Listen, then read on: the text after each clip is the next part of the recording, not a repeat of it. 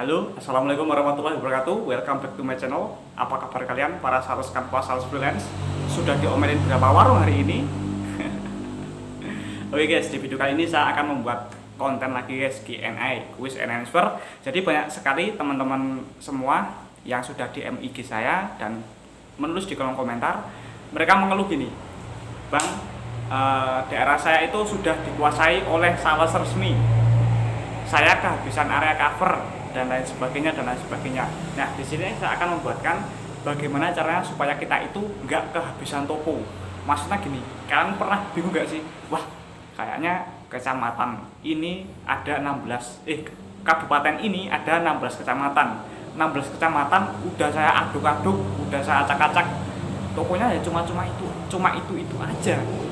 Saya udah bingung mau kemana lagi nih. Nah, kalian pasti pernah mengalami hal seperti itu. Nah, lalu solusinya gimana supaya kita itu nggak kehabisan area dan kita bisa membuka toko yang baru? Nah, ini menarik sekali guys. Kalau misalnya kalau kalian punya permasalahan seperti itu dan kalian ingin tahu solusinya, please tonton video ini sampai selesai guys. Jangan skip supaya kalian bisa memahami dengan baik isi video ini. Jadi yang pertama gini guys. Kalau misalnya kita udah kehabisan toko, hal yang pertama kali kita lakukan adalah kita melakukan follow up toko yang dulu belum mau ngambil barang sama kita, atau toko yang nggak mau ngambil barang sama kita. Misalnya di hari Senin saya berkunjung ke toko Tuti misalnya, dia nggak mau ngambil guys. Terus habis itu kalian nggak samperin lagi, itu salah guys. Yang bener gimana? Yang bener adalah dia nggak mau ngambil, kunjungan berikutnya kalian samperin lagi, kalian tawarkan lagi, kalian rayu lagi, nggak mau ngambil, datangin lagi guys, kayak gitu. Jadi terus follow up. Saya pun gini guys, waktu saya awal-awal menjadi sales kanvas, saya itu mengorbankan banyak sekali uang jajan gitu ya guys. Karena saya setiap hari itu ngopi itu sehari bisa sampai 10 kali, ini real nggak bohong. Saya itu emang pecinta kopi guys, pecinta kopi, pecinta rokok, ya itu ya saya. Borosnya di situ uangnya. Tapi dengan cara seperti itu saya bisa memasukkan barang saya ke toko itu guys. Jadi saya ngopi di sana, ngobrol-ngobrol, istilahnya gimana ya? Ya buat toko itu nyaman sama kita gitu ya. Nah, kalian intinya gitu, melakukan follow up. Nah, kalau misalnya kalian membawa produk food atau produk makanan atau sesuatu yang bisa dikonsumsi, kalian tinggalin sampel di warung itu guys. Tokonya nggak mau beli, kalian tinggal sampel di sana. Misalnya kalian bawa rokok, ya udah Bu, ini saya kasih sampel gratis 1 bungkus. Tapi kalau misalnya ini respon dari orang yang beli itu enak, Ibu minggu depan harus beli sama saya. Nah, kalau misalnya rokok itu laku, pasti orang itu maulah ngambil sama kalian. Saya udah yakin guys. Nah, itu kalau misalnya produk yang kalian bawa itu food itu makanan ya guys, atau sesuatu yang bisa dikonsumsi, misalnya rokok, misalnya kopi. Ya Bu, ini buat ngopi-ngopi Bu, kalau enak besok beli ya Bu, coba nih kasih gratis misalnya 1 renteng, 2 renteng ya, 1 piece 2 piece 1 renteng, tekor. Oke, lanjut guys. Jadi setelah kita melakukan semua follow up dari sekian toko yang kalian follow up, itu pasti ada yang menjadi EC atau effective call atau orang yang membeli. Nah, dari sekian banyaknya EC pasti juga akan menjadi OA atau outlet aktif atau langganan kalian. Bahkan saya itu pernah punya pengalaman, toko itu bener-bener susah sekali guys. Ngelihat muka saya itu sampai muak mungkin, bahkan sampai jijik mungkin. Mas, kok kamu lagi siang datang Mas? Saya kan udah bilang saya nggak mau, saya nggak mau jual barang dari Mas. Saya punya supplier, saya punya kompetitor yang harganya lebih murah. Tapi saya nggak nyerah, saya datang. Ya mungkin karena waktu itu orang itu kasihan mungkin ya guys, pekewuh lah, kalau misalnya istilahnya orang Jawa itu pekewuh, garuh, melas gitu ya. Nah, setelah itu dia membeli barang dan ternyata laku, dan sekarang justru dia menjadi toko langganan saya, pengambilannya juga sangat besar guys. Dan dia juga bilang, Mas, kalau misalnya Masnya waktu itu nyerah, nggak nawarin barang saya kesini lagi, mungkin barang Mas selamanya nggak akan laku di sini, nggak bakal dikenal di masyarakat sini, kayak gitu guys. Jadi kalian orang nggak mau beli itu wajar. Jadi kemungkinan itu cuma ada 3. Kalau kita nawarin barang, orang itu membeli, orang itu nggak mau beli, dan orang itu akan menawar. Nah, kita ngurusin orang yang nggak mau membeli dulu guys. Kita lakukan follow up. Itu cara yang pertama.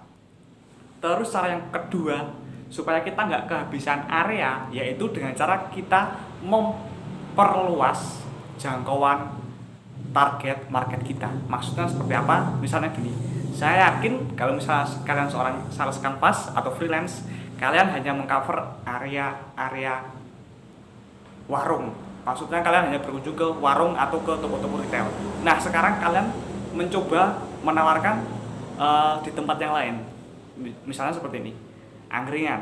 Kan angkringan ada juga yang bukannya sore ya guys. Kalau misalnya produk kalian kopi, wah di sana pasti gudangnya guys. Warung kopi, angkringan itu kalau misalnya kalian bawa kanvas rokok atau kopi atau barang yang food gitu ya, yang bisa dikonsumsi, itu pasti beli guys. Apalagi kalau misalnya yang nonton channel ini mbak-mbak cantik misalnya, wah kalau cewek yang jualan lebih gini lagi guys. Orang saya yang cowok aja bisa, apalagi yang cewek gitu kan, kayak gitu guys. Makanya kalau misalnya ini kalian perluas jangkauan pemasaran kalian, kalian coba membuka toko-toko baru. Dan saya juga ada beberapa langganan warung angkringan, itu pengambilannya juga lumayan. Waktu itu dia pertamanya langganan saya kapal api, dan sekarang dia langganan saya jahe merah. Nah, bagi kalian yang belum tahu jahe merah yang saya maksud, saya sudah buat videonya guys, kalian bisa tonton di playlist video saya. Ada tuh peluang usaha freelance jahe merah, untungnya juga lumayan guys. Jadi keuntungan seorang canvas itu tergantung dari kerja kalian. Kalian kerjanya rajin, kalian jualannya banyak, ya untungnya banyak, ya enggak? Ya gitu guys. Yaitu 2 tips. Kesimpulan dari video ini adalah kalian melakukan follow up dan kalian melakukan yang namanya apa tadi guys? Yang pertama kalian melakukan follow up, dan yang kedua kalian memperluas jangkauan target pasar. Terus yang ketiga ada guys, ini nggak akan saya buat panjang. Yang ketiga adalah kita mencari konsumen baru. Kita melakukan sampling di area-area sekitar toko yang ada produk kita. Bisa dipahami guys ya. Gini misalnya, kalian misalnya freelance teh.